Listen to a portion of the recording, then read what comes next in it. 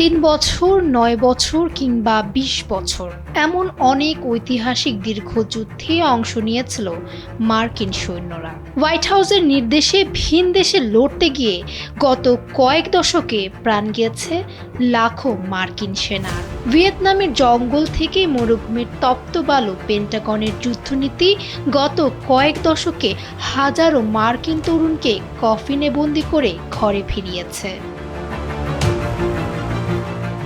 আল জাজিরার এক প্রতিবেদন বলছে 21 শতকের অন্যতম আলোচিত ইরাক যুদ্ধ।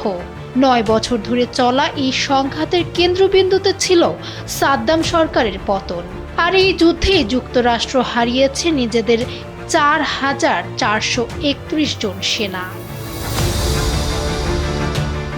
2001 থেকে 2021 দীর্ঘ 2 দশকের আফগান যুদ্ধে প্রাণ গিয়েছে 2,461 জন মার্কিন সেনার। পেন্টাগনের এই দীর্ঘতম সামরিক অভিযানে দায়িত্ব পালন করতে গিয়ে হাজারো আমেরিকান তরুণকে ফিরতে হয়েছে কফিনে চড়ে, যা মার্কিন সামরিক ইতিহাসের এক অন্যতম বিষাদময় অধ্যায়।